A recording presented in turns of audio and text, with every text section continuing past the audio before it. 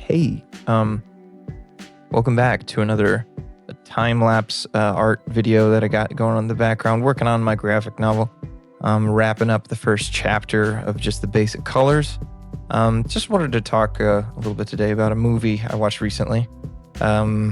Movies I watch now are just movies that are free on YouTube that I watch. And there is this movie that I watched that is a movie that I had already learned about, and I was very fascinated in. It was an old movie from the 80s. It's an animation. It's called When the Wind Blows. And it was originally a graphic novel that sort of satirized and explored this idea of a certain period of time in British history. And this is during the Cold War, after World War II, when the nuclear warhead drops.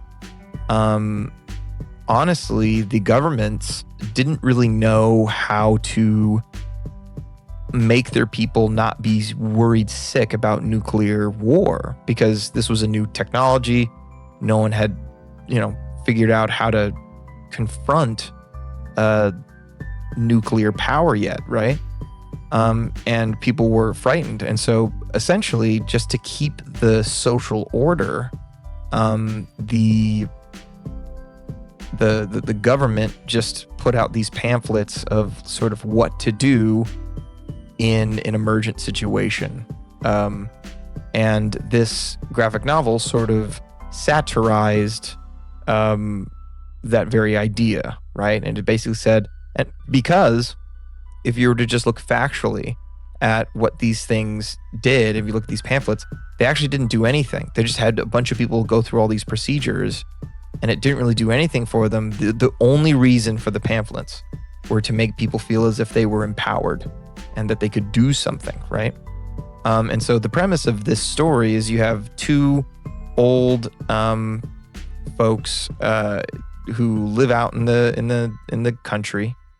Two married older British people, and they hear that a war is going on, and basically these characters are personifications of just kind of your uneducated populace who just kind of believes the government in whatever they say, right?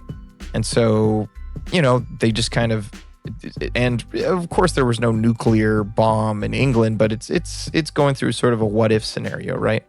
And so a bomb is launched from from somebody. Actually, I'm not sure if we're told. And it blows everything up. And meanwhile, the husband's done all the precautions that are in the thing. And those precautions don't save them at all. And they go to their deaths.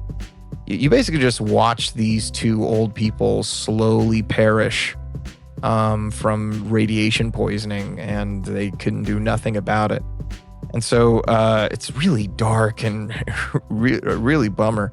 But I'm always fascinated by anything related to the nuclear bomb, pretty much because it's the one time that we created something where everyone on the planet Earth was like, wow, okay, I think we've gone too far, So it's bound to create some amazing stories. One observation I kind of want to make about this is I'm not a very political person. I don't like identifying politically what I believe or anything like that. However, I would say that it's in this very way that politics affects people. When the government doesn't really care about the well-being of the people, and rather they care about the social order, this movie really gets into sort of what happens. What happens is that the most innocent, the ones who trust you, the government, the most, are the ones who suffer the most. In reality, if they were more paranoid and they didn't trust the government, they would have been better off. So anytime a government prioritizes social order over the personal well-being of its citizens, it's never the people who hate the government that suffer. It's the people who love the government that suffer.